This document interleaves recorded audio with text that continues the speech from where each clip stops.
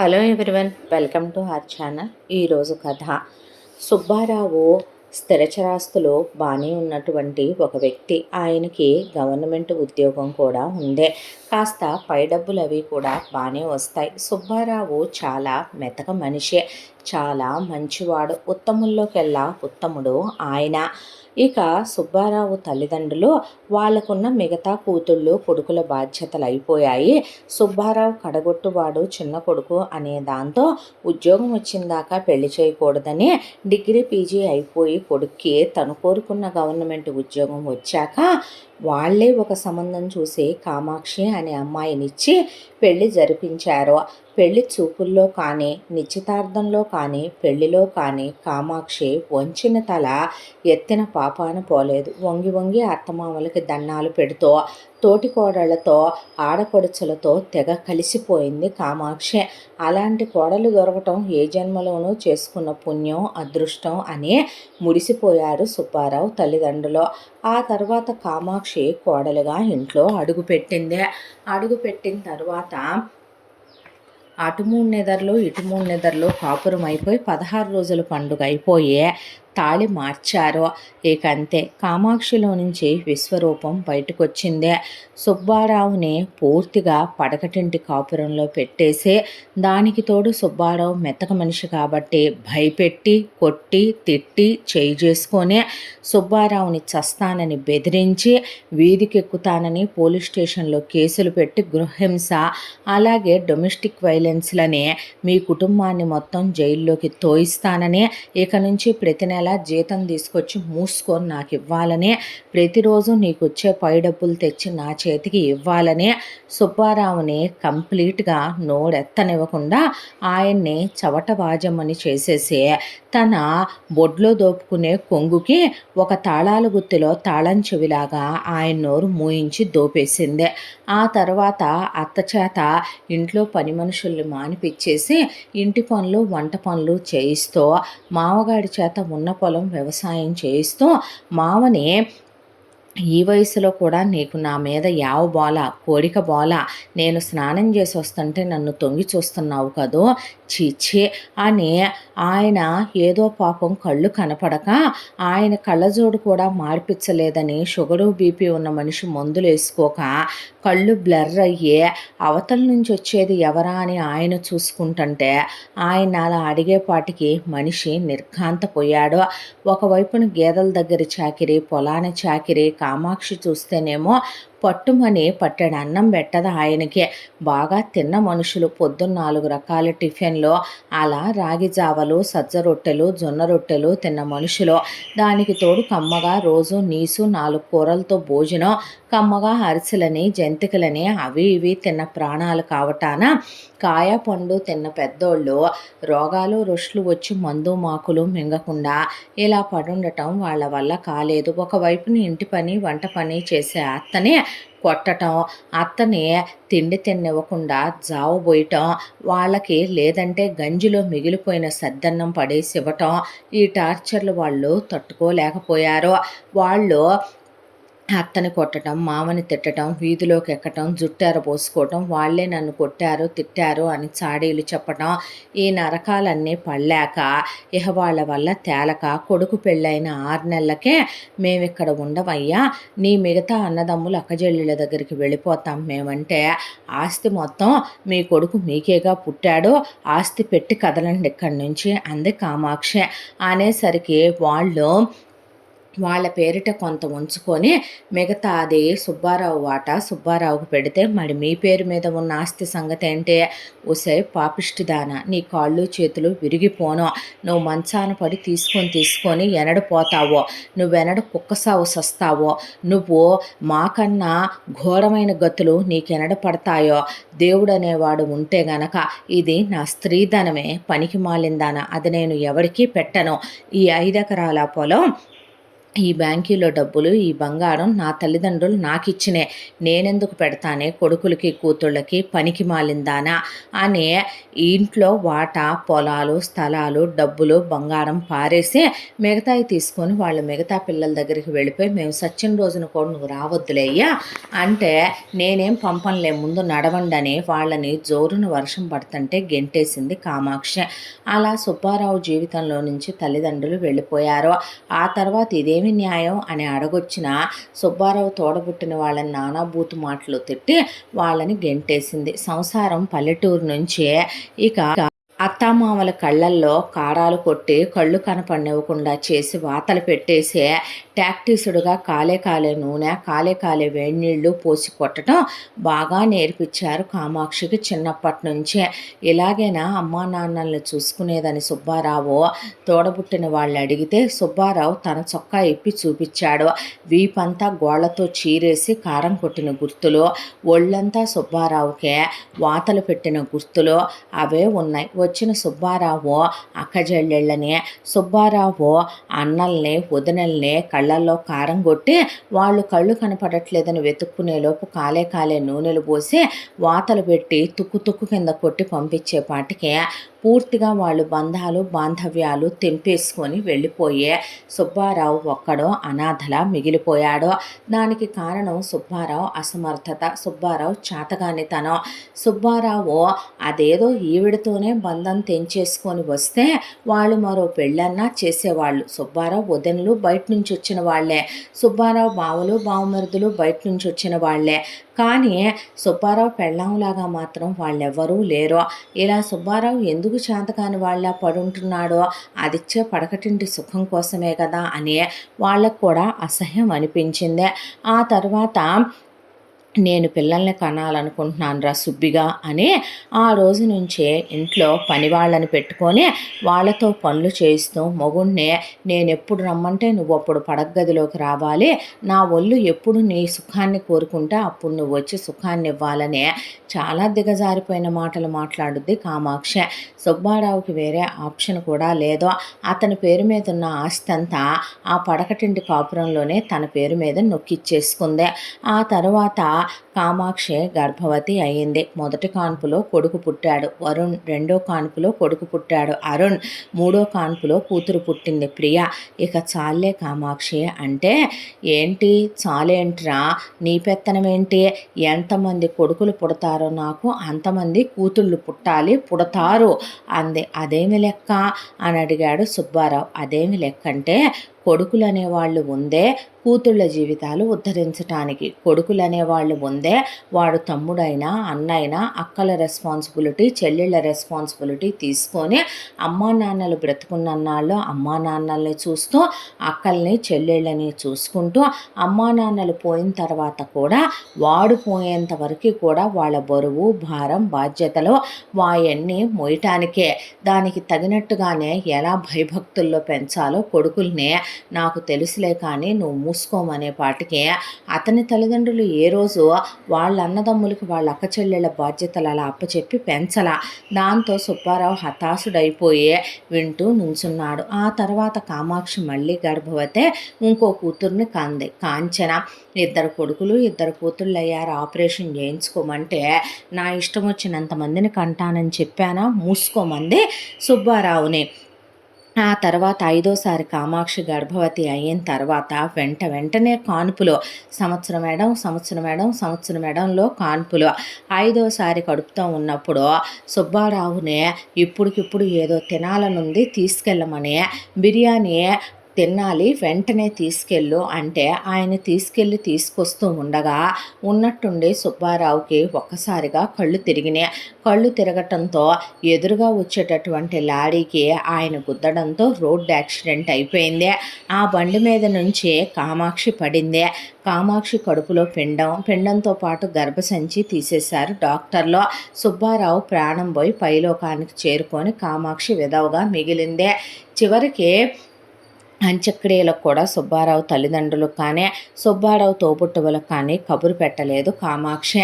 ఆ తర్వాత కామాక్షి పుట్టింటి వాళ్ళు వచ్చి, అల్లుడు ఉన్నన్నాళ్ళు చెండుకు తిన్నావు పాపిష్టిదానా, ఇప్పుడు ఆ పిల్లలనైనా సజావుగా పెంచాలి కదే, పుట్టింటి కన్నా పదమంటే మిమ్మల్ని ఎవడు రమ్మనమన్నాడో, నాకు ఇవ్వాల్సిన స్త్రీధనం లెక్క చూసి అక్కడ పెట్టి ముందు నడవండి, నాకే బంధువులు ఏ చుట్టాలు అక్కర్లా, నా కూతుళ్ళుంటే చాలు నాకు అని పుట్టింటి వాళ్ళ దగ్గర నుంచి తనకు రావలసింది తీసుకొని తెగదెంపులు చేసి వాళ్ళ నానా మాటలు అని అక్కడి నుంచి పంపించేసింది. కోరికలు దహించుకుపోతుంటే ఆ కోరికల వ్యామోహాన్ని టీవీ సీరియల్స్ మీదకే తిండి మీదకి మరలు చేసుకొని మనిషి అడ్డంగా బలవటం మొదలయ్యే. ఆ తర్వాత పెళ్లి చేసుకోవాలని ట్రై చేసిందిలే కానీ నలుగురు పిల్లల తల్లి అనేపాటికి ఎవరూ చేసుకోవటానికి ముందుకు రాలా.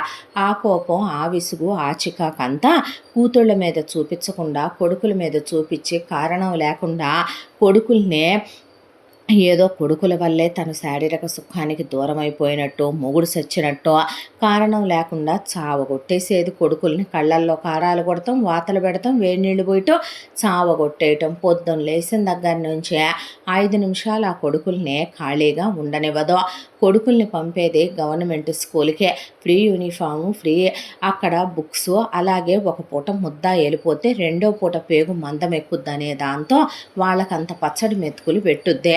అది రేషన్ బియ్యంతో వాళ్ళే కట్టెల పొయ్యిల మీద వండుకుంటే తింటారు, లేదంటే లేదో. దానికి తోడు కొడుకులిద్దరి చేత పనివాళ్ళు లేకుండా ఇంటి పని, వంట పని, గేదెల దగ్గర చాకిరీ చేయించుద్దే. ఎముకలు ఉరప్పంజరంలో వెన్నుపూసలు ఎన్ని పూసలున్నాయో కూడా క్లియర్గా కనపడతాయి వరుణ్కి, అరుణ్కి. ఇక కూతుళ్ళ విషయం, కూతుళ్ళనే సిటీలో ఉన్న కాన్వెంట్లో వేసి రోజు ఏసీ బస్సులో పంపించుద్దే. ఎటు సుబ్బారావు పొలం వచ్చి పడిందే. సుబ్బారావు పోయాక ఆయన ఉద్యోగం మీద డబ్బులు, ఆయన పెన్షను, దానికి తోడు పిఎఫ్లు, ఎల్ఐసీలు బాగా వచ్చి పడ్డాయి. స్థలాలు లీజుకు పడేసిందే.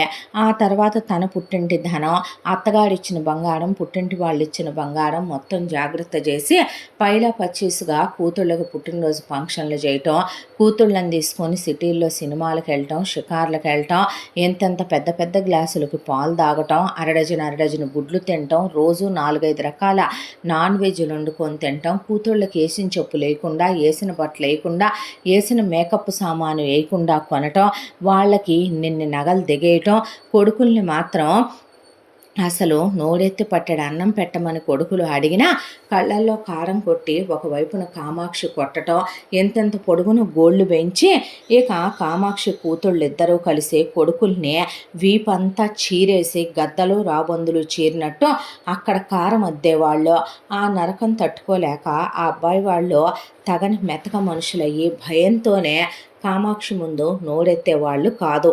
ముందుగా కొడుకుల్ని చిత్త కొట్టి కొట్టి కొట్టి వాళ్ళని గవర్నమెంట్ కాలేజీలకు పడేసి డిగ్రీలు, పీజీలు కంప్లీట్ చేయించి వాళ్ళతో పార్ట్ టైం ఉద్యోగాలు చేయించి వాళ్ళతో పాల ప్యాకెట్ల దగ్గర నుంచి, న్యూస్ పేపర్ల దగ్గర నుంచి వేయించుకొచ్చి, ట్యూషన్ల దగ్గర నుంచి చెప్పించుకొచ్చి 5 నిమిషాలు ఖాళీగా ఉండనివ్వకుండా, ₹1 వాళ్ళ దగ్గర సంపాదన ఉండనివ్వకుండా, మొత్తం తనే దిగదింటూ కడుపు నిండా పట్టెడు మెతుకులు కూడా పెట్టకుండా ముందు గవర్నమెంట్ ఉద్యోగానికి రాయించి, రాలేదో నీ దినమేనని గుర్తుపెట్టుకో అందే పెద్దబ్బాయి వరుణ్ణే. నిద్రాహారాలు మానేసి దేవుడికి ఒకవైపున అబ్బాయి కాళ్ళ మీద పడి కన్నీళ్లతో అభిషేకం చేసుకుంటే చంపేసుద్దేమో, చచ్చిపోతానేమో అనే భయంతో పెద్దబ్బాయికి ఉద్యోగం వచ్చిందే. ఆ తర్వాత రెండో అబ్బాయికి ఉద్యోగం వచ్చిందే. రావటానికి ఉద్యోగం వచ్చింది కానీ ఈవిడేమి పై డబ్బులు పెట్టదు కాబట్టి లంచాలేమి వర్షం కురిసినట్టు కురిసే ఉద్యోగాలు వాళ్ళకి రాలా. కాకపోతే చెరో ₹70,000 జీతానికి ఉద్యోగాలు వచ్చినాయి. ఆ జీతం తెచ్చి ఈవిడికి ఇవ్వాలి, లేకపోతే ఈవిడ ఊరుకోదు. వాళ్ళ బ్రతుకుల్లో వచ్చిన మార్పు అంటూ ఏమీ లేదు. అన్నదమ్ములు ఇద్దరు ఆఫీసులకి 1 గంట ముందే బయలుదేరి నడుచుకుంటా వెళ్ళాలి. ఇద్దరూ పనిచేసేది ఒకటే ఆఫీసు. మధ్యాహ్నం భోజనం కూడా పెట్టదు. వాళ్ళే ఇక్కడి నుంచి రేషన్ బియ్యం, అన్నం ఒక ముద్ద వండుకొని, ఏ పచ్చడో, తాలింపు కూడా లేకుండా వేసుకొనెళ్ళి, ఆఫీసులో ఎవరూ చూడకుండా అన్న, తమ్ముడు మూలన కూర్చొని తినేవాళ్ళు. వయసుకొచ్చిన మగపిల్లలు ఎండిపోయి పోషకాహార లోపంతో ఉన్నటువంటి వరద బాధితులు పులిహార పొట్లం కోసం చూసినట్టు ఆఫీసులో ఎవరు పుట్టినరోజో, పెళ్లి రోజో అయితే అంత ముద్ద పెడతారేమో అన్నట్టు ఆ బాబుగా ఆశాసగా ఎదురు చూసేవాళ్ళు. ఆఫీసులో వెళ్ళిన ట్రిప్పులకి వెళ్ళమని ఏదైనా టికెట్లు లాంటివి ఇచ్చినా, సినిమాలకు వెళ్ళమని ఏదైనా ఇచ్చినా అమ్మ కూతుళ్ళు వెళ్ళిపోతారు. వాళ్ళు వెళ్ళటానికి ఉండదు. ఏదైనా స్వీట్ బాక్స్ లాంటిది ఇచ్చినా వాళ్ళు తెచ్చి అలా బ్యాగులో పెడితే వాసన పట్టి కుక్కల్లాగా అవి తీసుకొని వీళ్ళే తినేస్తారు. ఇలా ఏం బ్రతుకో అర్థం కాని జీవితం అయిపోయి కొడుకులు ఏ రోజు కన్నీళ్లతో ఏడుస్తూ తిరగటమే ఇద్దరు. ఈలోపు కామాక్షి తన కూతుళ్ళిద్దరికీ ఇంజనీరింగులు చెప్పించి కూతుళ్ళిద్దరికీ ఇంజనీరింగులు కంప్లీట్ అయిపోయినాయి. అయిపోయిన తర్వాత అప్పటికే కూతుళ్ళు చాలామంది బాయ్ ఫ్రెండ్స్తో తిరగటం, చాలామందికి గేల వేయటం, బాగా డబ్బున్న అబ్బాయిల్ని చాలామందిని లొంగదీయాలి, వంచాలి, ఆ తర్వాత డబ్బున్న వాళ్ళని పెళ్లి చేసుకొని వెళ్ళిపోవాలి అని కాళ్ళు జారటాల దాకా అన్నీ అయిపోయినప్పటికీ వాళ్ళు వీళ్ళ అసలు గుణాలు తెలుసుకొని వాళ్ళే భయపడి అబ్రాడ్లు పారిపోయిన వాళ్ళు కూడా ఉన్నారు. ప్రియ దెబ్బకి, కాంచన దెబ్బకి.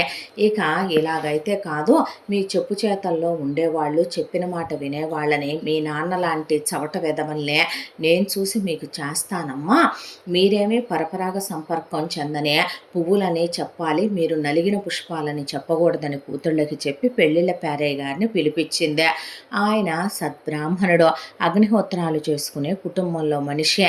ఆయన వచ్చి కూర్చుంటే, ఇదిగో పంతులు, మా అమ్మాయిలిద్దరూ అందగత్తెలు. ఆయన అలా చూసేపాటికి ఒకళ్ళకి మగాడికి ఇక విగ్గు పెట్టి పోనీటైల్ పెట్టినట్టు, ఒకళ్ళు మగాడికి ఇక అటు ఇటుగా ఏదో జడేసినట్టుగా రూపాలు అలాగే ఉంటాయి. కామాక్షి పుట్టకని పునికి పుచ్చుకొని పుట్టారు కూతుళ్ళిద్దరు. కొడుకులు అందంగా ఉంటారు. ఆయన అలా చూస్తా కూర్చుంటే, ఏంది అలా చూస్తున్నావు? ఏమీ లేదమ్మా అన్న తర్వాత, మా అమ్మాయిలకి బ్రహ్మాండమైన సంబంధాలు చూసి తీసుకురా, నీ సంభావన నేనేమీ ఉంచుకోను.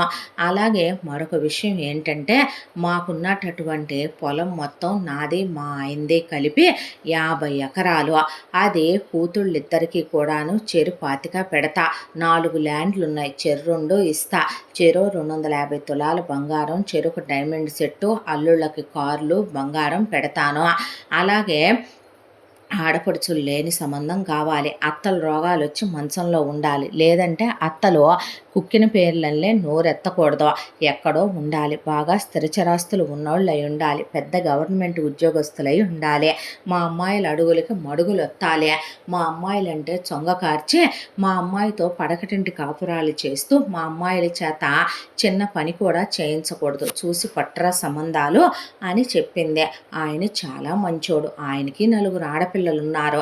పెళ్ళిళ్ళు చేసి పంపుకున్నాడు ఆయన. దాంతో పెళ్ళిళ్ళ పేరయ్య గారు తండ్రి లేని పిల్లల్లే ఆయనకి సుబ్బారావు తెలుసు. దాంతో మంచి సంబంధాలు తెద్దామని వీళ్ళకి ఎయిర్ ఫోర్స్లో పనిచేసేవాళ్ళు, పైలట్లు, దానికి తోడు ఇక గవర్నమెంట్ ఉద్యోగస్తులు, పెద్ద పెద్ద లెక్చరర్లుగా పనిచేసే అబ్బాయిలు, ఇలా ఆయన గవర్నమెంట్ సెక్టార్లోనే నేవీల్లో పనిచేసే వాళ్ళు ఇలా వెతికి వెతికి సంబంధాలు తీసుకొచ్చాడు. తీసుకొస్తే వచ్చిన అబ్బాయిల్లో ఒక అబ్బాయి పెళ్ళికి ముందే అనుకోకుండా ఒక రోజున నేను ఫ్రెండ్ బర్త్డే పార్టీకి అని ఒక 5 స్టార్ హోటల్కి వెళ్ళి అక్కడ అనుకోకుండా ఒక అమ్మాయి స్నేహితురాలైతే 1 నైట్ స్టాండ్ గడిపాను. నీ దగ్గర నేనేమీ చెప్పకుండా దాచకూడదు అనుకుంటున్నాను. అలా అని పెళ్ళైన తర్వాత నేను తప్పుడు పనులు చేయను. కానీ నీ దగ్గర నేనే అబద్ధం చెప్పాలనుకోవటం లేదు. నేను వర్జిన్ కాదని అబ్బాయి ఓపెన్గా చెప్తే, వాడు వర్జిన్ కాదంటమ్మా, నాకొద్దు అనేసింది ఒక కూతురు. నిజానికి అసలు దాదాపు ఒక 30-40 మంది బాయ్ ఫ్రెండ్లను తిప్పేసిన వీళ్ళకి ఫ్రెష్గా ఉన్నటువంటి పెళ్లి కొడుకులు కావాలి. ఒక అబ్బాయి నేను ఆల్రెడీ ఒక అమ్మాయిని ప్రేమించాను. డీప్ బ్రేకప్ అయ్యింది నాకంటే. వాడు బ్రేకప్‌లో దాంతో ఏమేం చేశాడో నేను చేసుకోనంది ఒక కూతురు. ఒక అబ్బాయి మా అమ్మా నాన్నలకి నేను ఒక్కడినే కొడుకుని. వాళ్ళని హ్యాపీగా చూసుకుంటే చాలు.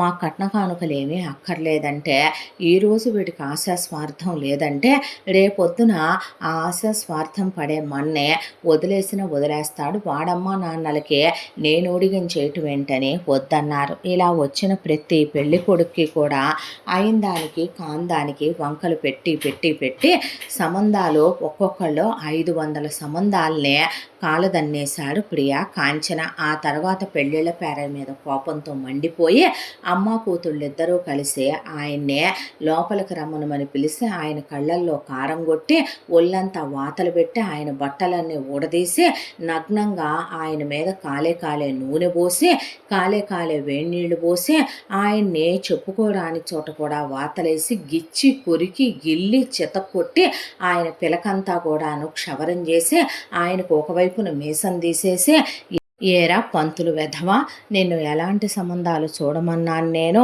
మహారాజుల్ని తేరా అంటే ముష్టెదవల్ని తీసుకొస్తావా? మీకు దండం పెడతానమ్మా, మీరు స్త్రీలు, నేను పురుషుణ్ణి, బ్రాహ్మణ్ణి, పాపం చేయొద్దు తల్లే అనే ఆయనంటే, నేను మంచి సంబంధాలే తెచ్చానమ్మా. వచ్చిన అబ్బాయిలందరూ అందగాళ్ళు, మంచివాళ్ళు. వాళ్ళల్లో ఉన్న చిన్న చితక లోపాలు కూడా వాళ్ళు మంచివాళ్ళు కాబట్టే కదమ్మా మీ దగ్గర ఒప్పుకున్నారు.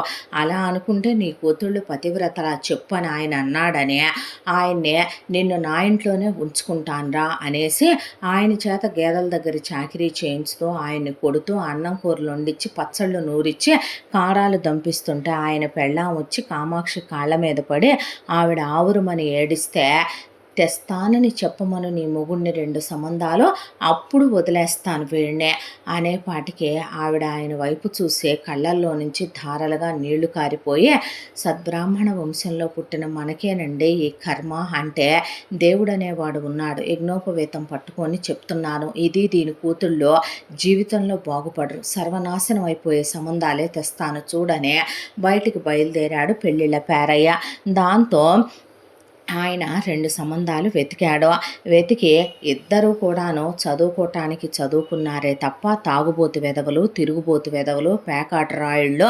వాళ్ళ అమ్మా నాన్నలు ఉన్న ఆస్తులు మొత్తం కరగ తినేసిన వాళ్ళు. కానీ అవేవి బయటికి చెప్పనివ్వకుండా వాళ్ళు డంబాచారం సంబంధం కోసం, కట్నాలు ఇచ్చే వాళ్ళ కోసం చూస్తుంటే వీళ్ళకి బాగా కైపెక్కిచ్చే కామంతో కూడుకున్నటువంటి కోరికలతో రగిల్చే మాటలు మాట్లాడాలి. అలాగే వీళ్ళమ్మకి అన్ని అబద్ధాలే చెప్పాలంటే ముందు పేరయ్యగారే ఒక 50,000 పెట్టి నెలకొక పెద్ద విల్లా తీసుకున్నాడు. ఒక నెల రోజులకు అద్దెకి తీసుకొని ఆ ఇల్లు వాళ్ళ సొంత భవంతని కామాక్షికి కూతుళ్ళకి చూపించి ఆ వచ్చిన అబ్బాయిలు మైమరిచిపోయేలా మాట్లాడే అద్దెకారులు సొంత కార్లు అని చెప్పేపాటికి వీళ్ళు నమ్మేశారు పెద్ద పెద్ద బిజినెస్ మ్యాగ్నెట్లనే. దానికి తోడు కైపెక్కిచ్చే మాటలు మాట్లాడటంతో అబ్బో తెగ నచ్చేశారు వచ్చిన పెళ్లి కొడుకులు. దాంతో కామాక్షి కూతుళ్ళిద్దరికీ వాళ్ళనిచ్చి అంగరంగ వైభవంగా నింగి నేల ఏకమయ్యే విధంగా బాగా కట్న కానుకలు ఇచ్చి పెళ్లి చేసి పంపించింది. పంపించిన తర్వాత ఇక నెక్స్ట్ కొడుకులకి పెళ్ళిళ్ళు చెయ్యాలి, పెళ్ళిళ్ళ పేరైకి డబ్బులు ఇవ్వటం ఎందుకు అదో దండగా అనే దాంతో చుట్టాలు బంధువులకి చెప్పి భుజం చుట్టూ ఇక చీరని చుట్టేసుకొని పతివ్రతలాగా వంచింతల వెత్తకుండా పెద్దబ్బాయికి రెండో అబ్బాయికి 2 సంబంధాలు పట్టుకొచ్చింది. పెద్ద కోడలు 50 లక్షల కట్నం తెచ్చింది. ఆ అమ్మాయి పేరు గౌరీ. ఆ అమ్మాయి చదువుకున్న పిల్ల. రెండో అమ్మాయి పేరు లక్ష్మి. 25 లక్షల డబ్బులు 25 తులాల బంగారం తీసుకొని వచ్చింది రెండో అమ్మాయి. వచ్చిన దగ్గర నుంచే కొడుకుల్ని కోడళ్ళని ఏమంటా శోభనం రోజు అత్తగారిళ్లల్లో 3 రోజులు కాపురం చేశారో కానీ ఇక్కడికి రాగానే కోడళ్ళని జుట్టు బీక్ కొట్టి తీసుకెళ్లి కాపర్టీలు వేయించుకొచ్చి మీరు పిల్లల్ని కంటానికి వీల్లేదు, నా పిల్లలు వాళ్ళు ఇంజనీర్లో డాక్టర్లో అయ్యేంత వరకు మీరు పిల్లల్ని కంటానికి వీల్లేదని కోడళ్ళను పడేసి వాళ్ళ కళ్ళల్లో కారం కొట్టి కొట్టేసి ఆ తర్వాత కోడళ్ళ ఆస్తులు, కోడళ్ళ నగలు మొత్తం లాక్కొని కూతుళ్ళకి కబురు పెట్టి కూతుళ్ళకి పెడుతుంటే, "మా ఆస్తి వాళ్ళకి పెడతావేంటత్తయ్య" అని అడిగారని వాళ్ళని డోరేసి కొడుకులు, "అమ్మ మాకు రూపాయి ఎంచకుండా మొత్తం చెల్లాయిలకే పెట్టావు. మా జీతం మొత్తం చెల్లాయిలకే పెట్టేస్తున్నావు. మేమేమీ అనలా. ఈ వాళ్ళ స్త్రీధనాలు కదమ్మా, ఈ కూడా ఇచ్చేస్తావేంటే" అన్నారని కళ్ళల్లో కారం కొట్టేసి కూతుళ్ళని పిలిపించి గోళ్ళతో రక్కేసి ఆ తర్వాత కారం కొట్టించి కొట్టేయించిందే. ఆ అమ్మాయి వాళ్ళు పుట్టింటి వాళ్ళ కబురు పెట్టుకుంటే వాళ్ళని కూడా పడేసి కొట్టి కొరికి జుట్టు బీకి నానా రగడా చేసేసి, "మీ కూతుళ్ళు ఏమైనా ఇప్పుడు పతివ్రతలా? మీ కూతుళ్ళు ఏమైనా కన్యలా? మీ కూతుళ్ళు 3 రోజులైనా మా అబ్బాయిలతో కాపురం చేయలేదా? ఎవడి కోసం రా? రూపాయి ఇవ్వను. మీరు నాకు కట్నం ఇచ్చినట్టు సాక్ష్యం ఏంటి?" అని చెప్పి వాళ్ళని అడిగేపాటికి వాళ్ళు, "మాకింకా మిగతా పిల్లలున్నారమ్మా, కడుపు చించుకుంటే కాళ్ళ మీద పడుద్దని అల్లుళ్ళు మిమ్మల్ని కొట్టేవాళ్ళు తిట్టేవాళ్ళు కాదు తల్లి. ఇలాంటి నీతిమాలిన దాని కింద వాళ్ళైనా ఏమెదురు తిరిగి మాట్లాడగలుగుతారో. గద్దలు రాబందులు చీరేసినట్టు చీరేస్తున్నాయి ఆ 3 ఆడాయి కలిసి మీదపడి మగాళ్ళని కూడా చూసుకోకుండా ఎక్కడ పడితే అక్కడ కొరికేస్తున్నారు, కొడుతున్నారు, వాతలు పెడుతున్నారు. మీకు బోలెడంత కట్నాలు పోసాం, చదివిచ్చాం, పెళ్ళిళ్ళు జరిపిచ్చాం, కాపురాలు మీరు దిద్దుకోవాల్సిందేనమ్మా, ఇహ మా వల్ల కాదు తల్లి" అని వాళ్ళు పాపం నాశనం అయిపోవాలి కామాక్షి కామాక్షి కూతుళ్ళని శాపనార్థాలు పెట్టుకుంటూ కన్నీళ్లతో కళ్ళొత్తుకుంటూ వెళ్ళిపోయారు గౌరీ లక్ష్మి తల్లిదండ్రులు. దాంతో కోడళ్ళని "ఉద్యోగాలకు వెళ్ళండి, పనికి మాల మొహాలేసుకొని" అంటూ ఆ అమ్మాయి వాళ్ళు ఉద్యోగాలకు వెళ్తే ఆ డబ్బులు తనే తీసుకుంటుంది, కొడుకుల జీతాలు తనే తీసుకుంటుంది, ప్రతి నెల కూతుళ్ళని పిలిచి ఆ మొత్తం వాళ్ళకిచ్చి పంపుద్దే. ఈ ఇంత దాంట్లో కూడా కూతుళ్ళకి కడుపులొచ్చి ఐదో నెల వచ్చాక అల్లుళ్ళల్లో నుంచి వియ్యపురాళ్ళల్లో నుంచి ఒరిజినల్ ఫేజులు బయటకు వచ్చి కూతుళ్ళని చితకబాదేసి ఆ తర్వాత వాళ్ళు కంట్రోల్ చేయటం మొదలు పెడితే, "పోనీ ఏమైనా అంతా దాంట్లో తన ఇది తగ్గిందా? నా కూతుళ్ళ జీవితాలు నాశనం అయిపోయినాయి" అని ఆ కోపం కొడుకుల మీద కోడళ్ళ మీద చూపించి వీళ్ళని కాపురం చేయనివ్వకుండా, తిండి తినివ్వకుండా, వాళ్ళని బట్టలు కట్టుకోనివ్వకుండా, తలకి నూనె రాసుకొనివ్వకుండా, సబ్బు స్నానానికి ఇవ్వకుండా వాళ్ళని నానా నరకాలు పెట్టి చిత్రవధ చేస్తూ వీళ్ళ జీతాలు, పాడి మీద వచ్చే డబ్బులు, ఒకవైపున పోయిన సుబ్బారావు పెన్షన్లో మొత్తం కలిపి ఇల్లంతా కూడా ఒక పోర్షన్లో సంసారాన్ని సర్ది మిగతా ఇల్లంతా అద్దెకిచ్చే ఆ అద్దెకిచ్చిన డబ్బులు అన్నీ కూతుళ్ళకి ఎంతెంత వండుకెళ్ళి, కూతుళ్ళకి నగలు కొనుక్కెళ్ళి, కూతుళ్ళకి సీమంతాలు చేసి, కూతుళ్ళకి పురుళ్ళు పోసి, కూతుళ్ళకి అల్లుళ్ళకి డబ్బులు పోసి వచ్చేదే. దాంతో వాళ్ళకి ఏడుపు వచ్చి ఒక రోజున ఆ అమ్మాయిలిద్దరూ కలిసి, "ఉద్యోగం మానేద్దాం, ఎందుకు చెయ్యాలి మనం ఉద్యోగం అంటే, మానేసి ఏం చేస్తామక్క" అంది లక్ష్మి గౌరితో. అనేసరికి, "నువ్వు నేను కలిసి కింద మీద పడే మన పుట్టింటి వాళ్ళని అడుక్కుంటే చెరొక 5 లక్షల రూపాయలు బిచ్చం వేయకపోరు, అది పెట్టి ఏదో ఒక వ్యాపారం పెట్టుకుందాం ముందు, పెట్టుకొనే దానికి తోడు ఇక దీనికి చెరో 10,000 రూపాయలు జీతం కన్నా రాదన్నారు, 15,000 వస్తుంటే 5,000 మన ఖర్చులకు సరిపోతున్నాయి అని చెప్పి ఇద్దాం, ఇలాగే అయితే ఎంత ఇచ్చినా మన జీవితాలు పైకి రావని ఆ అమ్మాయి వాళ్ళు పుట్టింటి వాళ్ళు రమ్మనమన్నారు" అని చెప్పి కామాక్షి దగ్గర చీరలు పెడతానన్నారంటే తన కూతుళ్ళకి ఆ చీరలు ఉంటాయని పంపింది వాళ్ళనే.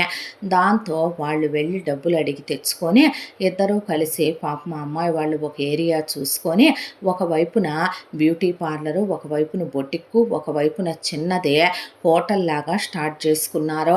స్టార్ట్ చేసుకొని పగలు రాత్రి దివారాత్రాలు కష్టపడి అత్తకు నెలకి 10,000 జీతం ఇచ్చి, అంతకుముందు ఆఫీసులో బాసులు తప్పుగా ప్రవర్తించారు, ఎదురు తిరిగామని బ్లాక్ మార్కులు వేశారని అత్తతో తన్నించుకొని ఈ వ్యాపారం పెట్టి అత్తకు 10,000 పడేసి ఇక నాన్న కాయ కష్టాలు పట్టం మొదలుపెట్టారు. మొదలుపెట్టేసరికి సంవత్సరం తిరిగేసరికి వ్యాపారం ఊపందుకొని రెండో సంవత్సరంలో ఒక 20 లక్షల రూపాయలు డబ్బులు మిగిలినాయి. అయితే ఒక రోజున మొగుళ్ళు అటుగా వెళ్తూ పెళ్ళాల్లా కనపడ్డారని వచ్చేపాటికి చూసి, "ఏంటే ఇదే" అంటే, "ఏం చేయమంటారు మరే, రేపొద్దున మనకంటూ పిల్లలు పుడితే అడుక్కు తినమంటారా? మీ అమ్మ రూపాయించలేదు, మొత్తం మీ చెల్లెళ్ళకి దోచిపెడుతోంది, దాంతోనే మా పుట్టింటి వాళ్ళని డబ్బులు అడిగి తెచ్చుకొని ఇలా వ్యాపారం పెట్టాము, బాగానే వెళుతుంది అంటే మాకు మా అమ్మ అంటే అసహ్యం వేసిపోయిందే. ఎప్పుడు పోతారా మా అమ్మ మా చెల్లెళ్ళని ఎదురు చూడని రోజు లేదు. చిన్నప్పటి నుంచే మేము ఎన్ని నరకాలు పడ్డామో మాకే తెలుసు. పెళ్ళై కూడా బ్రహ్మచర్యం వహించాల్సిన కర్మ పట్టింది మాకు అని చెప్పి ఆ రోజు లగ్గాయితో ఇక వాళ్ళు నిజాలు చెప్తే మీ అమ్మతో పనులు జరగవు, నిజాల మీద నిలబడితే అవ్వవు, ఇక మీ బతుకులు మీ ఉద్యోగాలు ఇంతేనా అంటే ప్రమోషన్ లిస్ట్లో ఉన్నాం కానీ డబ్బులు పెడితే ప్రమోషను పై డబ్బులు వస్తాయి, లేకపోతే రావు. ఎంత పెట్టాలి అంటే ఎలా లేదన్నా చెరో 15-20 దాకా పెట్టాల్సి వస్తుంది అనే వాటికి ఆ అమ్మాయి వాళ్ళ వ్యాపారం మీద ఒక 20 దాకా దాచుంచారు. పుట్టింటి వాళ్ళ కాళ్ళ మీద పడితే వాళ్ళకి 20 లక్షలు మళ్ళీ ఇచ్చేస్తామనే దాని మీద తెస్తే ఇచ్చారు. అలా చెరో 20 మొగుళ్ళ చేతిలో పెట్టి కట్టమంటే కట్టిన తర్వాత మీ అమ్మకు మీ జీతాలు పెరిగినాయి అని చెప్పొద్దు, ఇక నుంచి పై డబ్బులు వస్తాయని చెప్పొద్దు, ఇక నుంచే మీరు మీ అమ్మతో కానీ ఏ విషయం తెలియనివ్వద్దు, అర్థమైందా అని చెప్పారు పెళ్ళాలు. ఆ తర్వాత వాళ్ళకి జీతం పెరిగింది, ప్రమోషన్లు వచ్చినాయి, పై డబ్బులు రావటం మొదలైంది. ఆ తర్వాత వాళ్ళు పనిచేసే బొటిక్కుల్లోనే ఓ పక్కకి చిన్న చిన్న గదుల్లాగా వాళ్ళు అక్కడే కట్టించుకొని అందులోనే కాపురాలు చేసుకుంటూ సుఖపడుతున్నారు. ఎటు పిల్లల కంటే ఊరుకోదు కాబట్టి, పిల్లలు లేకుండా కాపర్టీలు వేయించింది కాబట్టి కనీసం మొగుళ్ళతో కాపురాలన్నా చేసుకుంటూ ఒకవైపున మా పుట్టింటి వాళ్ళు రమ్మనమన్నారు అని చెప్పి గుడికి వెళ్ళాలన్నారు, అదని ఇదని అబద్ధాలు చెప్పి మొగుళ్ళని తీసుకొని ట్రిప్పులకి వెళ్ళి రావటం, సినిమాలకి వెళ్ళి రావటం, షికార్లకి వెళ్ళి రావటం, వచ్చేటప్పుడు ఓ 2 పులిహార పొట్లాలు తీసుకొచ్చి అత్త ఒళ్ళో పడేయటం. ఆ తర్వాత నుంచే ఇక అమ్మాయి వాళ్ళు రూపాయి ముందు దాచిపెట్టి ఊళ్ళ విలువ తగ్గించకూడదు అనే దాంతో పుట్టింటి వాళ్ళు ఇచ్చిన 20 లక్షలు, వాళ్ళని వ్యాపారం పెట్టుకోమని ఇచ్చిన 10 లక్షలు వాళ్ళకి ఇచ్చేశారు. ఇచ్చేసిన తర్వాత ఇక ఆ రోజు నుంచి మెల్లగా చెరో స్థలం కొనుక్కోవటం, వాళ్ళ పుట్టింటి ఊళ్ళలోనే అల్లుడు ఇలా అమ్మటానికి ఉన్నాయ్యా అంటే అన్నదమ్ములు ఇద్దరూ కలిసి దొంగతనంగా పొలాలు కొనుక్కోవటం, ఇద్దరూ కలిసి చెరొక అపార్ట్మెంట్ కొనుక్కోవటం, ఆ తర్వాత చెరొక స్థలం కొని ఒక 10 పోర్షన్లు ఇల్లు వేయించి అద్దెలకు ఇచ్చుకోవటం, ఒక ల్యాండ్ తీసుకొని పెళ్ళాలతో ఓన్గా ఒకవైపున బొటిక్కు, ఓన్గా ఒకవైపున రెస్టారెంట్, ఓన్గా ఒకవైపున పార్లర్ లాగా మనుషుల్ని పెట్టి ఓపెన్ చేయించుకున్నారు. దాంతోపాటు అబ్బాయి వాళ్ళు కార్లు కొనుక్కున్నారు. ఇంట్లో వాళ్ళు చిరిగిపోయిన బట్టలు పాత బట్టలు వేసుకోవాలి, వాళ్ళ వార్డ్రోబు కారు డిక్కీలో ఉంటుంది. బొటిక్కులకు వెళ్ళి బట్టలు మార్చుకొని ఆ అబ్బాయి వాళ్ళు గవర్నమెంట్ ఆఫీసర్లు, గవర్నమెంట్ ఉద్యోగాలు చేసేవాళ్ళు చినిగిపోయిన బట్టలు ప్రెస్సింగ్ లేకుండా వేసుకుంటే ఎంత అసహ్యంగా ఉంటుంది. ఆ అమ్మాయి వాళ్ళు బొటిక్కులు రన్ చేస్తూ చండాలంగా చిరిగిపోయిన బట్టలు వేసుకుంటే తలకు నూనె లేకుండా ఎంత రోతగా ఉంటుంది. అక్కడ బట్టలు మార్చుకొని మళ్ళీ ఇంటికి వచ్చేటప్పుడు నార్మల్గా రావాలి. ఇంట్లో ఈవిడ తిండి పెట్టదు కాబట్టి బయటే శుభ్రంగా వాళ్ళ హోటలే ఉంది కాబట్టి కడుపు నిండా టిఫిన్ తిని కడుపు నిండా ఇంత తిండి తినటం మొదలుపెట్టారు. పెళ్ళాలతో కమ్మగా కాపురం చేసుకుంటూ శుభ్రంగా ట్రిప్పులకు వెళ్ళొస్తూ అలా క్యాష్ పరంగా, ల్యాండ్ల పరంగా, ఇళ్ళు పరంగా మెల్లమెల్లగా డబ్బులు దాచుకోవటం మొదలుపెట్టారు. ఇలా కాలచక్ర ప్రవాహంలో 5 సంవత్సరాల కాలం అలా గడిచిపోయింది. గడిచిపోయిన తర్వాత కామాక్షిలో వచ్చిన మార్పు ఏమీ లేదు, కామాక్షి కూతుళ్ళకి దోచిపెట్టే దాంట్లో వచ్చిన మార్పు ఏమీ లేదు. ఇద్దరి మీద కలిపే ఒక పెద్ద ఇల్లు కట్టించుకోవాలన్నదే లక్ష్మి గౌడి కోరిక. ఈలోపు ఒక రోజున కామాక్షి కూతుళ్ళ కోసమనే డాబా మీద మల్లెపూలు అలాగే వాళ్ళ కోసం విరజాజులు సన్నజాజులు మాలలు కట్టుకొని దిగుతూ కాలు జారి పడిందే. పడేసరికి తీసుకెళ్తే హాస్పిటల్కి డాక్టర్లు ఆపరేషన్ చేయాలి, వెన్నుపూస దగ్గర నుంచి మొత్తం చచ్చుబడిపోయింది, 1 కోటి రూపాయల దాకా ఖర్చు అవుతాయి, ఆపరేషన్ చేస్తే నార్మల్ అవుద్ది, చెయ్యకపోతే నోరు కళ్ళు చెవులు తప్ప ఏమీ పనిచేయవు అని డాక్టర్లు చెప్తే వద్దు డాక్టర్ అనేశారు కోడళ్ళు. ఉసే పాపిష్టి మొహాల్లారా అంటే అంటే అనుభవించవే, నువ్వు చేసిన దానికి నీలాంటి దానికే బ్రతికే అర్హతే లేదు, ఇక నుంచి నీ బ్రతుకు ఇలా మంచంలోనే ఉండాలి అని చెప్పి వాళ్ళేమి ఇంకా దుర్మార్గులు కాదు కాబట్టి తీసుకెళ్ళి ఏ ఓల్డేజ్ హోమ్లోనో కూతుళ్ళ దగ్గర అనాథాశ్రమాల్లోనో వదిలేయకుండా వాళ్ళు అప్పుడు ఒక స్థలం కొనుక్కొని పెద్దది 2 అంతస్తులు ఇల్లు కట్టించుకున్నారు అరుణ్ కలిసే. ఆ తర్వాత బయట ఒక అవుట్ హౌస్ వేయించి ఆ అవుట్ హౌస్లో ఏసీల దగ్గర నుంచి అన్నీ పెట్టించి కామాక్షిని అక్కడుంచి కామాక్షికి ఒకవైపున ఒక అమ్మాయిని కేర్ టేకర్గా పెట్టి మలమూత్రాలు ఎత్తిపోయిస్తూ కామాక్షికి టైం టు టైం ఫుడ్ పెట్టించి బట్టలు కట్టిస్తూ మంచంలోనే ఉంచారు. ఈ విషయం తెలిసిన కూతుళ్ళు అమాంతం అన్నల్ని మీదకొచ్చి కొట్టి వదినల్ని కొట్టడానికని మీదకొస్తే మీ అమ్మ దగ్గరే కాదు వీళ్ళ దగ్గర కూడా మీ మగతనాలు పనికిరావా అనేపాటికి చిన్నప్పటి నుంచే అమ్మ కొడుతుంటే వీళ్ళు గోళ్లతో చీరేయటం నరకాలు పెట్టడం గుర్తొచ్చిన అరుణ్ ప్రియని కాంచనని పడేసి తుక్కు కింద కొట్టి గౌరీ లక్ష్మి కలిసి వాళ్ళ కళ్ళల్లోనే కారం కొట్టి వేడివేడి నూనెలు పోసి వాతలు పెట్టి వామ్మో వాయ్యో కుయ్యో మొర్రో అంటే మళ్ళీ పుట్టింటి వైపుకి వచ్చారంటే కుక్కల్ని కొట్టినట్టు కొడతామని గెంటేశారు. ఆ తర్వాత వరుణ్కి గౌరికి 2 పిల్లలు, అరుణ్కి లక్ష్మికి 2 పిల్లలు పుట్టే కామాక్షి ఉన్నన్నాళ్ళు ఆ మంచంలోనే ఉండే విధంగా తీర్పు విధించేశారు కొడుకులు కోడళ్ళు. ఊళ్ళో వాళ్ళంతా చేసిన పాపం అనుభవించక ఎక్కడికి పోతే ఇంకా పడాలి అనే మాటలన్నీ వింటూ కామాక్షి మంచంలో పడి 10 ఏళ్ల పాటు తీసుకొని కుక్క సాగు చచ్చింది ఒక రోజున. అందరి శాపాలు అలాగే తగులుతాయేమో. అత్తమామల దగ్గర మొదలుపెట్టి వియ్యాల వాళ్ళ దాకా, కొడుకు కోడళ్ళ దగ్గర మొదలుపెట్టి చుట్టుపక్కల వాళ్ళ దాకా అలా అనుభవించిపోయింది కామాక్షి.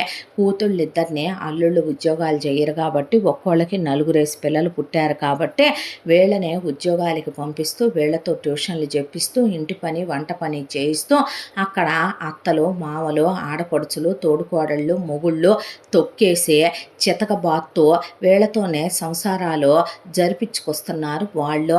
అత్యాశతో మొత్తం కూతుళ్ళకే దోచిపెట్టి కూతుళ్ళు వైభోగాలు అనుభవించాలనే సద్బ్రాహ్మణుడైన పంతులు గారిని కొట్టి ఆయన్ని చిత్రహింసలు పెట్టిన పాపం ఇలా తగిలి చేసిన పాపం మీ అమ్మ అనుభవించిపోయిందే, మీరు అనుభవించే రోజు ముందుందలే అనేసి వెళ్ళాడు ఆయన. ఒక రోజున వీళ్ళు కనపడితే ఇలా వీళ్ళ బ్రతుకులు ఇలా తయారయ్యాయి. తెలివితేటలతో కాపురాన్ని దిద్దుకున్నందుకు కోడళ్ళిద్దరూ ఉత్తములైనటువంటి అరుణ్తో వాళ్ళ జీవితం ప్రశాంతంగా సజావుగా సంతోషంగా పిల్లాపాపలతో ఆనందంగా కళకళలాడుతూ పచ్చగా సాగిపోతోంది. వాళ్ళ అమ్మా నాన్నల గుండెలు ఇప్పుడు చల్లబడ్డాయి. ఇంతటితో ఈ కథ పూర్తి. మళ్ళీ మరో మంచి కథతో కలుసుకుందాం. తప్పకుండా మన ఛానల్ని లైక్ చేయండి, షేర్ చేయండి, సబ్స్క్రైబ్ చేయండి, బెల్ ఐకాన్ క్లిక్ చేసి ఆల్ అనే బటన్ని ప్రెస్ చేయడం మర్చిపోకండి. ఇంత మంచి కథను మనకు అందించిన కథా రచయిత్రి సాయి లలిత గారు. మరో మంచి కథతో తప్పకుండా మీ ముందుకు వస్తాను. Thank you so much.